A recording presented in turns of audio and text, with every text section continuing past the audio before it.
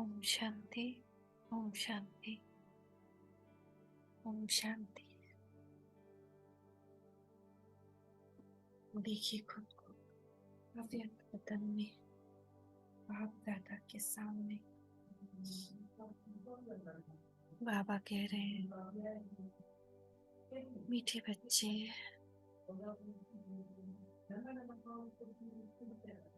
किसी भी सिचुएशन या किसी भी परिस्थिति में कमजोर मत बनो, साकाश दो, योग का प्रयोग करो। तुम मास्टर गॉड हो। वरदान मुक्त बन, वरदान देकर उसकी कमजोरियों को, दूसरी आत्माओं की कमजोरियों को दूर करो।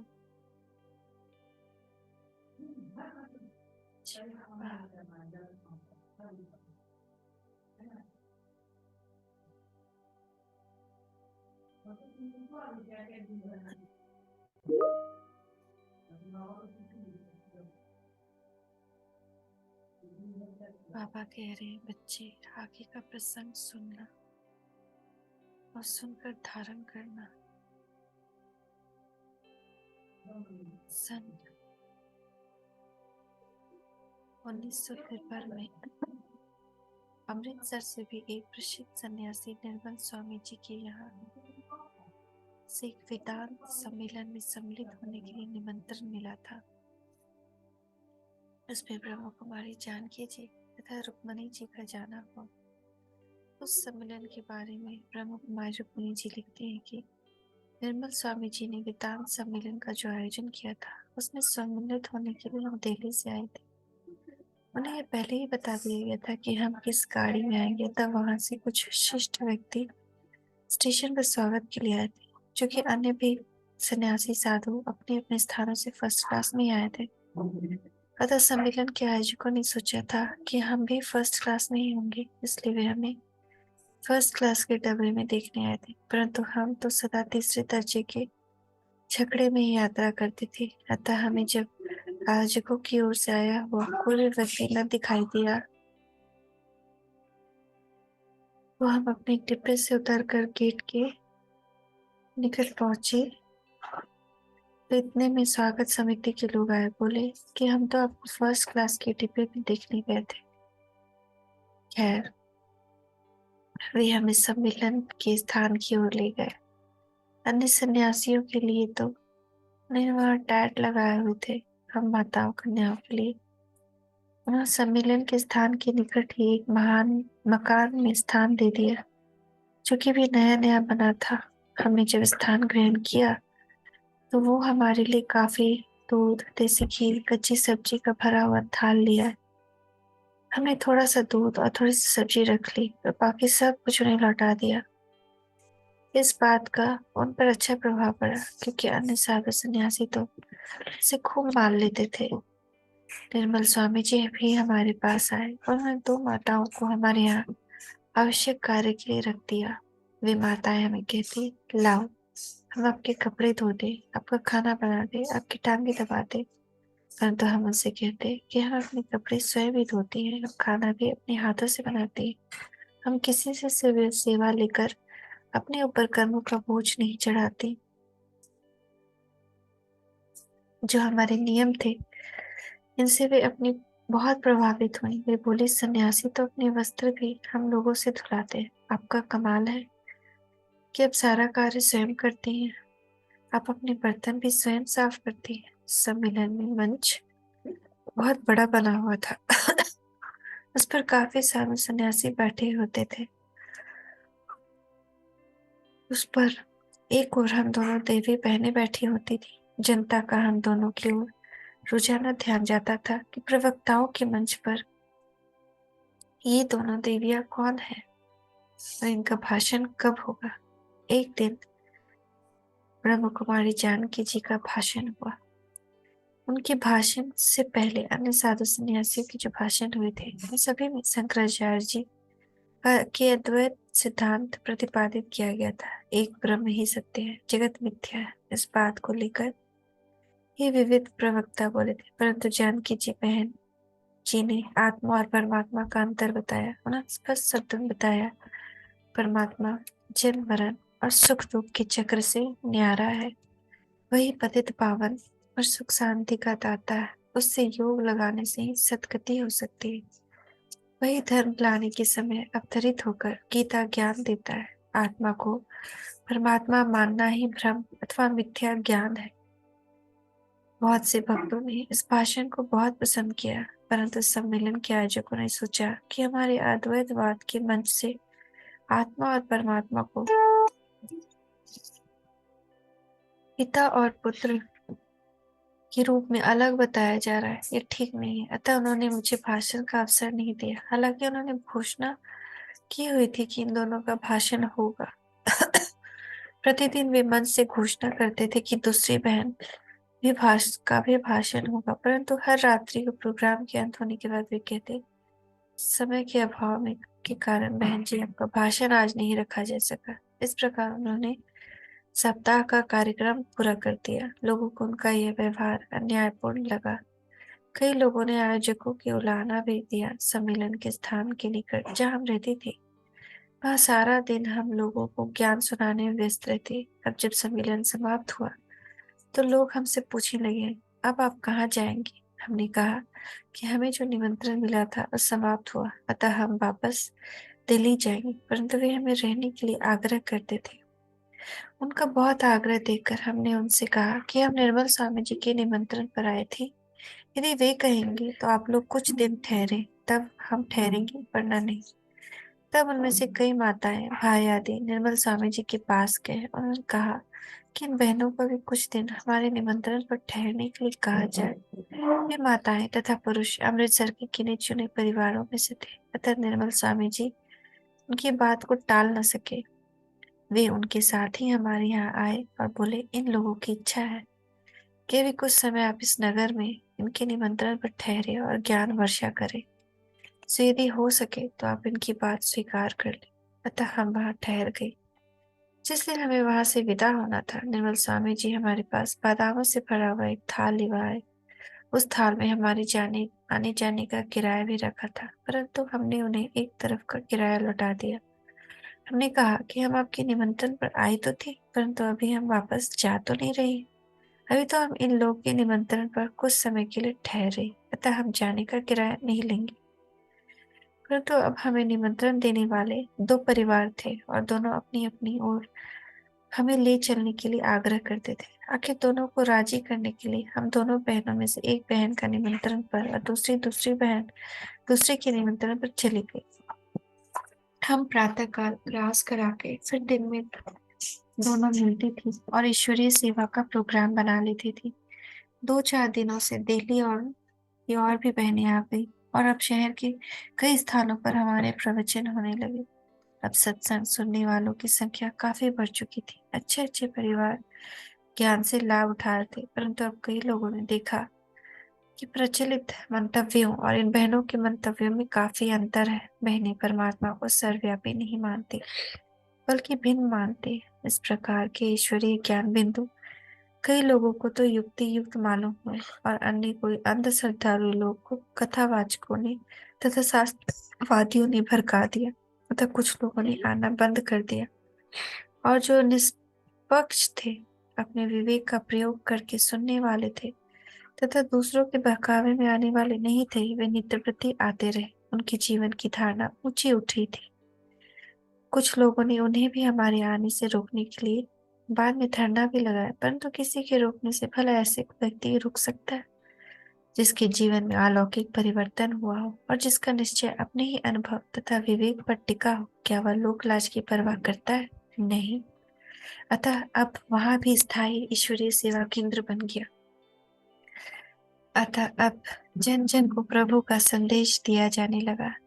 जिसे कवि ने अपने पदों में कहा है, मनोरम ज्ञान का दाता, सहज अति योग सिखलाता, सदाशिव विश्व का त्राता। मनुष्यों, लो उठो पी लो, अमृत वरदान लाया है, स्वयं भगवान आया है।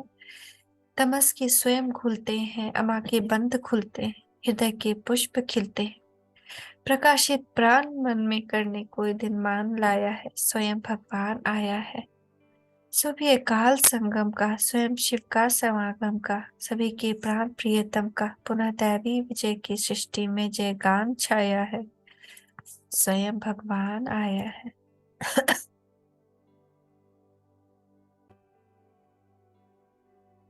अब स्थान स्थान पर भाषणों द्वारा दीपावली, महाशिवरात्रि, रक्षाबंधन, जन्माष्टमी, होली आदि आदि विशेष विशेष उत्सवों पर विशेष आयोजकों द्वारा ईश्वरीय सेवा स्थानों पर नित्य प्रति प्रातः, सायंकाल तथा दिन भर ज्ञान की क्लासों द्वारा और भी कई तरह के ईश्वरीय संदेश लोगों तक पहुंचाने का यत्न किया जाता था। जो भी पुस्तक, पुस्तिका, फोल्डर आदि छपाए जाते थे, उनकी एक एक प्रति पत्र सहित सभी देशों विदेशों के राजाओं महाराजाओं को, भारत के विभिन्न नेताओं को, देश विदेश की विख्यात लाइब्रेरीज को, विश्वविद्यालय, धार्मिक संभाव आदि आदि को भेजी जाती थी। उदाहरण तौर पर जुलाई सन 1953 में अन्य महाराजाओं के अतिरिक्त नेपाल के महाराजा को भी साहित्य भेजा गया तथा दिसंबर 1953 में भारत में तत्कालीन राष्ट्रपति डॉक्टर राजेंद्र प्रसाद को भी आबू के राजसूय अश्वमेघ अविनाशी ज्ञान यज्ञ में पधारने के लिए ईश्वरीय निमंत्रण भी दिया गया। उन्होंने इसके लिए धन्यवाद तो लिख भेजा, परंतु वे आए नहीं। जुलाई 1953 में नेपाल सेना के मेजर जनरल सुराचंद बहादुर राणा तथा सेना अध्यक्ष कमांडिंग जनरल हिरण्य शमशेर जी के पत्र भी आए, जिसमें उन्होंने बाबा के प्रति बहुत ही स्नेह और सम्मान व्यक्त किया था। 24 जुलाई 1953 को ब्रह्म कुमार विश्व किशोर जी के नाम नेपाल से पत्र आया, जिसमें लिखा था, महाराजा हिरण शमशेर सिंह बहादुर राणा की ताजपोशी के अवसर पर दादा लेखराज महाराज को एक मान्य अतिथि के थे और इसीलिए वे राजकुल एवं राजा के निकटतम दायरे में सम्मिलित थे। महाराजा के पोते मेजर जनरल सुबर्णा शमशेर जंग राणा के विवाह के अवसर पर दादा लेखराज का खींचा हुआ एक फोटो, जिसमें वह राज बग्घी पर बैठे हैं और राज्य कुल की सुरक्षा सैनिक उनके पीछे हैं।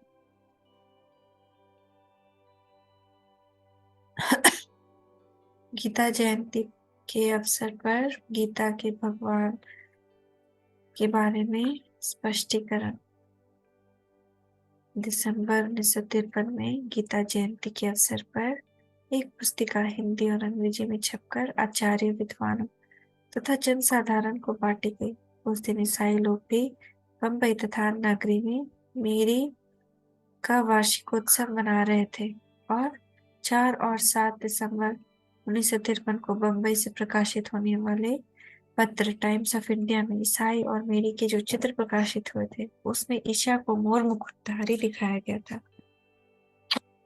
अतः अब ब्रह्म कुमारी ईश्वरीय विश्वविद्यालय की ओर से जो पुस्तक छपवाई गई, उसमें बताया गया कि कैसे आज भारत के लोग परमपिता परमात्मा के दिव्य नाम, दिव्य धाम, दिव्य कर्तव्यों के तत्व ज्ञान से अपरिचित है और अपने आदि सनातन देवी देवता धर्म को भी नहीं जानते, बल्कि स्वयं को हिंदू मानते हैं, जबकि वास्तव में हमारे धर्म का नाम हिंदू नहीं। उस पुस्तक में अनेक युक्तियों से यह बताया गया था कि यद्यपि आज प्राय लोग मानते हैं कि गीता का ज्ञान श्री कृष्ण ने दिया, तथापि सत्यता इससे भिन्न है। यदि सचमुच भगवान मोर मुकुटधारी सजाए श्री कृष्ण के दिव्य रूप से प्रकट होते, तो श्री भगवद गीता, श्री भागवत, महाभारत आदि ग्रंथों में यह क्यों लिखा होता है कि मुझे साधारण तन में देखकर मूढ़मती लोग मनुष्य तन में आए हुए मुझ परमात्मा को तुच्छ समझते हैं, और कि कंस, शिशुपाल आदि भी उन्हें गालियां दी, और अर्जुन क्यों कहता कि मुझे आप अपने दिव्य तथा मोहिनी रूप का दर्शन कराओ, क्योंकि जब मनमोहन रूप में श्री कृष्ण सामने थे। इस प्रकार इस पुस्तिका में यह अच्छी तरह स्पष्ट किया गया कि श्री राधा और श्री कृष्ण तो वास्तव में द्वापर युग में है ही नहीं, बल्कि सतयुग के आरंभ में हुए, जिनका नाम स्वयंवर के पश्चात क्रमशः श्री लक्ष्मी और श्री नारायण हुआ। ये वास्तव में गीता ज्ञान परमपिता परमात्मा ने कलयुग और सतयुग के संगम समय प्रजापिता के ब्रह्मा के साधारण मानवीय तन में अवतरित होकर दिया, और उस ज्ञान द्वारा जब सत्युग की पुनः स्थापना हो चुकी तथा कलयुग धर्मों वाली सृष्टि का महाविनाश हो चुका, तब उस पावन दैविक सृष्टि में श्री कृष्ण और श्री राधा आए। इस प्रकार उसमें बताया गया कि वास्तव में भारतवासियों के धर्म का नाम आदि सनातन देवी देवता धर्म है, क्योंकि इसमें पूर्वज श्री कृष्ण आदि देवता थे, न कि हिंदू। और इस धर्म की स्थापना कलयुग और सतयुग के संगम पर स्वयं परमपिता परमात्मा शिव ने आदि देव ब्रह्मा के द्वारा 5000 वर्ष पूर्व कराई थी। इस पुस्तिका में यह भी बताया गया कि दिनांक 4 और 7 दिसंबर को बम्बई के टाइम्स ऑफ इंडिया मेरी वर्षगांठ बनाने के सिलसिले में ईशा को भी मोर मुकुटधारी चित्रित किया गया। ये ईसाइयों ने आदि सनातन देवी देवता धर्म के श्री कृष्ण देवता की नकल मात्र की है। वे इस मोर मुकुट का महत्व कुछ भी नहीं जानते। भारत के प्रथम राष्ट्रपति राजेंद्र प्रसाद के नाम पत्र 1 सितंबर 1994 को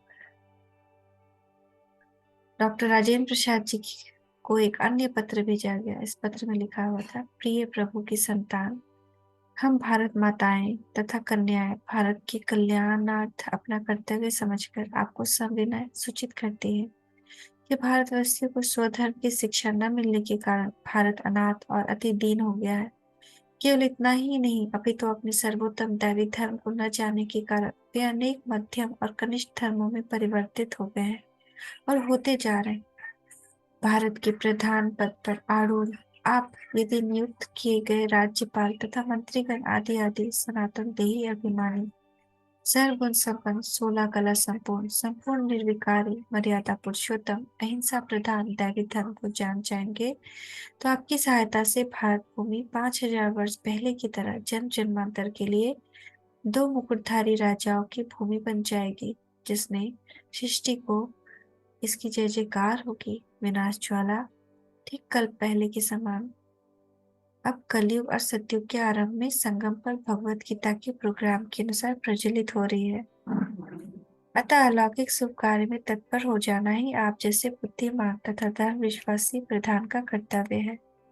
यह पत्र बाद में हिंदी और अंग्रेजी भाषा में छपकर जनसाधारण में बांटा भी गया,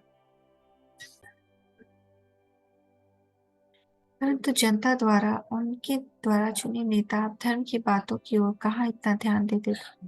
वे तो माया की गहरी नींद में सोए पड़े थे। फिर देश की शासन सत्ता किसी एक के हाथ में तो थी नहीं कि वह कोई निर्णय करके कुछ कर डालता। आज तो भारत अपनी उच्च धर्म की नीति को खो चुका है।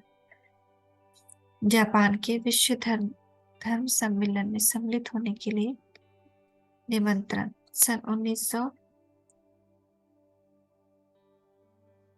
में जापान के शिमिजू नगर में एक विश्व धर्म सम्मेलन में सम्मिलित होने के लिए यज्ञ माता के पास आबू में निमंत्रण पहुंचा। यज्ञ माता ने ब्रह्म कुमार आनंद किशोर जी तथा ब्रह्म कुमारी प्रकाश मणि जी, ब्रह्म कुमारी रतन मोहिनी जी को ईश्वरीय संदेश देने के लिए जापान भेजा। यह भारत माता का सौभाग्य था कि उसकी ये ब्रह्मचर्य व्रत धारणी कमल पुष्प निवासिनी मनोविकार निवारणी गुणदायिनी कन्याएं भारत की ओर से सम्मिलित हुई। उन्होंने सम्मेलन में खुले शब्दों में परमपिता परमात्मा के अवतरण के बारे में जानकारी दी, क्योंकि सम्मेलन का एक विषय परमात्मा का अवतरण था। सम्मेलन की कार्यसूची में विश्व शांति का विषय भी शामिल था। ब्रह्म कुमारी रतन मोहिनी जी, जो कि वर्तमान में माउंट आबू में है, लिखती हैं, व्यक्तिगत शांति और विश्व शांति इस विषय पर भाषण। हमने निसंकोच सभी को बताया कि विश्व शांति की स्थापना के पहले तो व्यक्ति के मन में शांति होनी जरूरी है, क्योंकि व्यक्ति ही समाज की इकाई है। व्यक्ति के मन में शांति तभी हो सकती है जब उसके कर्म अच्छे हों, क्योंकि सुख दुख का आधार मनुष्य के कर्मों पर है। पुनः कर्मों का आधार मनुष्य के मन पर है, क्योंकि कर्म करने के पहले मनुष्य के मन में संकल्प उठता है अथवा इच्छा उत्पन्न होती है, तभी कर्मेंद्रिय कर्म में तत्पर होती है। अतः मनुष्य के मन में अथवा विचारों का सात्विक होना या काबू में होना जरूरी है। मन को कोई न कोई विकार, काम, क्रोध, लोभ या अपवित्र तथा अशांत करता है। मन को कंट्रोल करने वाली बुद्धि है। परंतु आज मनुष्य की बुद्धि में बल नहीं रहा, इसलिए मनुष्य आज चाहता कुछ है, सोचता कुछ है और ही है, परंतु मन उसके उससे कुछ और ही करा देता है। अतः बुद्धि में बल भरने के लिए ईश्वरीय ज्ञान की आवश्यकता है, क्योंकि ज्ञान ही बुद्धि की खुराक है। और दूसरे इसके लिए परमपिता परमात्मा से बुद्धि का योग होना जरूरी, क्योंकि परमात्मा ही सर्वशक्तिमान, ज्ञान के सागर और पतित पावन है। परंतु मनुष्य परमपिता से बुद्धि का योग तब तक नहीं लगा सकता जब तक कि उसे परमात्मा का परिचय अथवा ज्ञान न हो। इसलिए मनुष्य को चाहिए कि वह ईश्वरीय ज्ञान प्राप्त करने के बाद स्मृति द्वारा बुद्धि का संबंध परमात्मा से जोड़े। भारत का यही प्राचीन राजयोग, जिससे कि पहले भारत कभी विश्व का एक आश्चर्य वंडर था, वह योग स्वयं परमात्मा ने ही सिखाया था, क्योंकि वह अपना सत्य परिचय दे सकते हैं। आज पुनः वे भारत का प्राचीन प्राय लुप्त ज्ञान और राजयोग सिखाकर व्यक्ति को भी पवित्र बनाकर शांति दे रहे, तथा गुप्त वेश में प्रजापिता ब्रह्मा के तन द्वारा सत्युग की दैवी सुख शांति संपन्न स्वराज्य की पुनः स्थापना भी करा रहे। आप लोग जागिए, उस ज्ञान नेत्रों द्वारा पहचानिए, वर्तमान समय के लक्षण देखकर सोचिए कि क्या अब धर्म ग्लानि का समय नहीं है, और अब उस पतित पावन एवं विश्व शांति के संस्थापक परमपिता परमात्मा को आना नहीं चाहिए।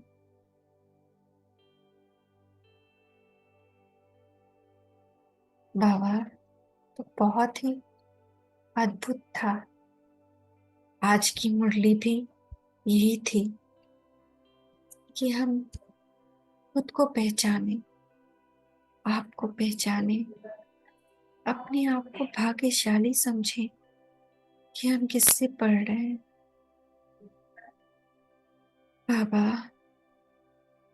मुझे अपने मन के संकल्पों को एकाग्र करना है, अपने मन को इतनी शक्ति और बुद्धि को इतनी शक्ति देनी है कि चाहे कोई कुछ भी करे, मेरे मन में उसके लिए सिर्फ शुभ भावना और शुभ कामना हो। मैं गुणों का दान कर सकूं, ऐसे गुण मूर्त बन जाऊं बाबा। देर नहीं, तुरंत बन जाऊं, ऐसा वरदान दे दो।